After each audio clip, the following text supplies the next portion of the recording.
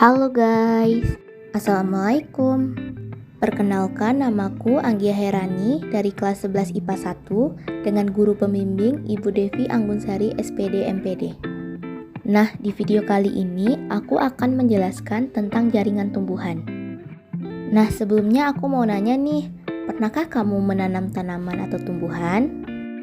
Tentu saja pernah, bukan?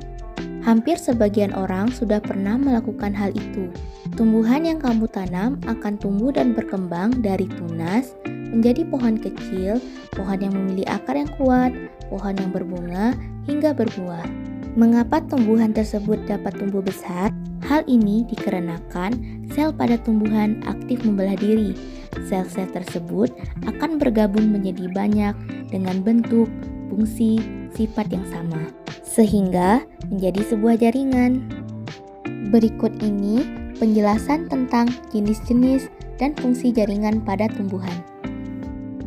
Nah, yang pertama ada jaringan meristem. Apakah jaringan meristem itu? Jadi, jaringan meristem adalah jaringan yang aktif membelah diri. Ciri-cirinya adalah selnya kecil-kecil, dinding selnya tipis, inti sel besar, dan vakuolanya kecil. Jaringan meristem dikelompokkan menjadi dua. Yang pertama, berdasarkan asal terbentuknya, dan yang kedua, berdasarkan letaknya. Jaringan meristem berdasarkan asal terbentuknya. Yang pertama adalah meristem primer. Fungsi dari meristem primer adalah untuk pertumbuhan vertikal yang mengakibatkan perpanjangan batang dan akar. Nah, yang kedua itu ada meristem sekunder.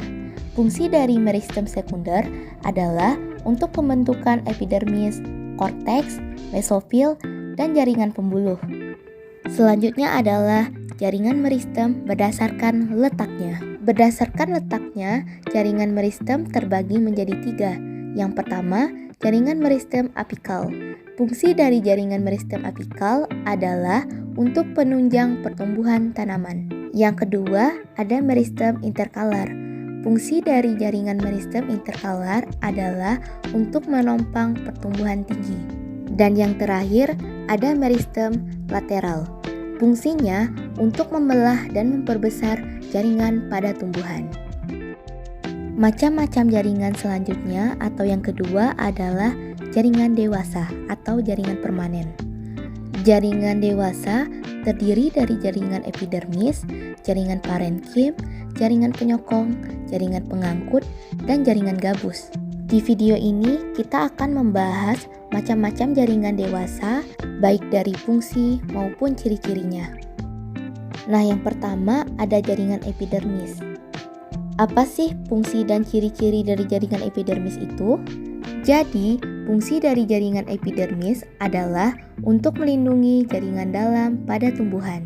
Ciri-ciri dari jaringan epidermis itu sendiri adalah jaringan epidermis merupakan jaringan terluar tumbuhan, terdiri dari selapis sel yang pipih, berbentuk balok dan rapat, serta tidak terdapat ruang antar sel. Selanjutnya, ada jaringan parenkim atau jaringan dasar. Jaringan parenkim hampir terdapat di semua bagian tubuh tumbuhan. Fungsi dari jaringan parenkim adalah untuk penghasil dan penyimpan cadangan makanan, misalnya klorenkim untuk fotosintesis dan arenkim untuk menyimpan udara.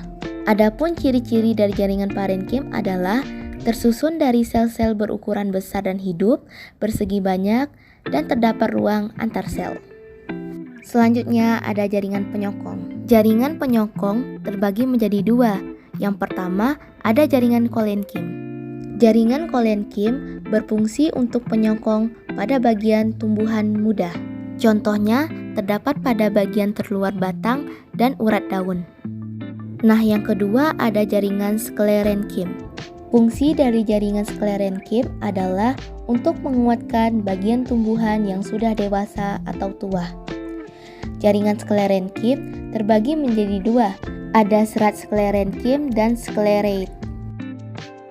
Jenis jaringan dewasa selanjutnya adalah jaringan pengangkut.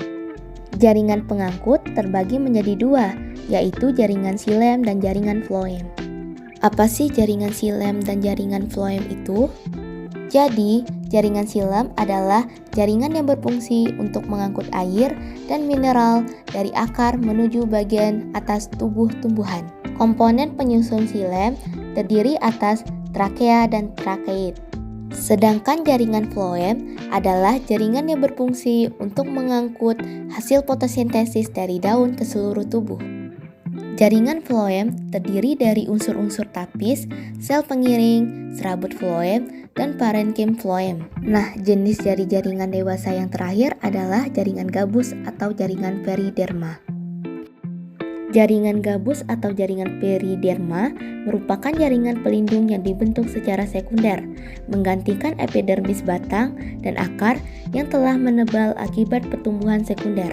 Jaringan ini berfungsi sebagai pelindung tumbuhan dari kehilangan air. Seperti yang kita lihat pada tumbuhan dikotil dan gimnospermae, struktur jaringan gabus pada tumbuhan dikotil terdiri dari falogen atau kambium gabus yang akan membentuk velem atau gabus ke arah luar dan veloderma ke arah dalam.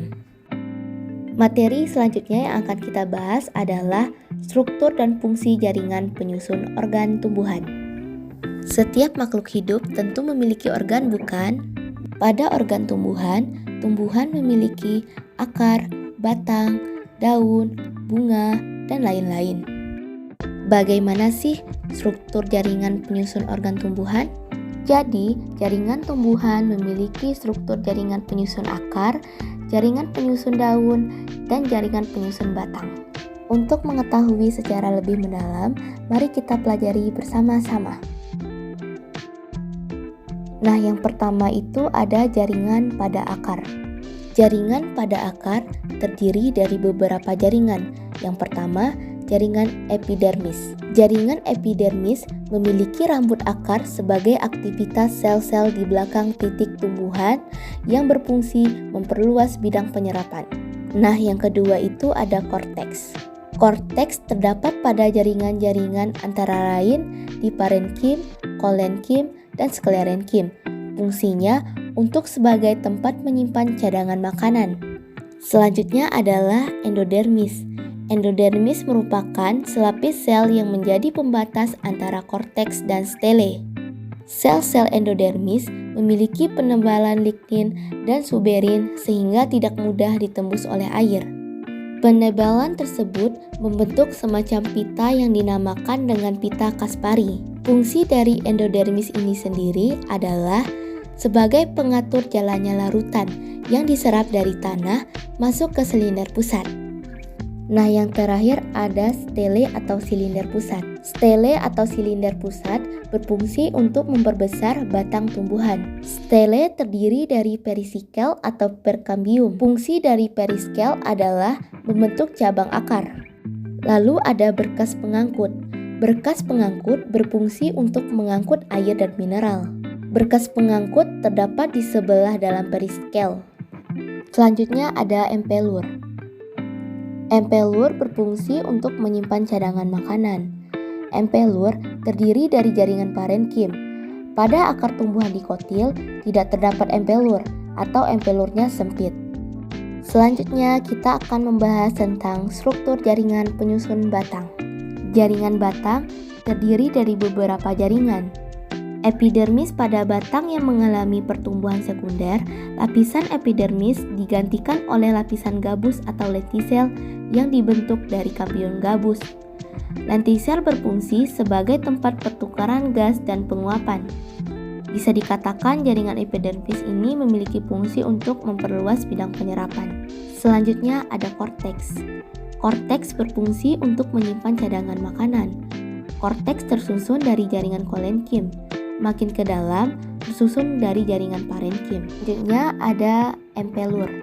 Empelur berfungsi untuk memperkuat organ dan transformasi. Empelur merupakan parenkim yang terdapat di tengah-tengah stele. Juga terdapat di sekitar kelompok-kelompok ikatan pembuluh berbentuk jari-jari yang disebut jari-jari empelur. Nah, yang terakhir itu ada kambium. Kambium berfungsi sebagai jalur lintasan zat hara. Struktur penyusun organ tumbuhan yang terakhir itu adalah struktur dan fungsi jaringan penyusun daun. Jaringan penyusun daun terdiri dari jaringan epidermis.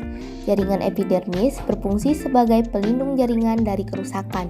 Jaringan epidermis, dinding luarnya dilapisi oleh kutikula yang berfungsi mengurangi penguapan air. Letaknya pada permukaan atas maupun bawah daun. Terdapat stomata sebagai jalan keluar masuknya udara.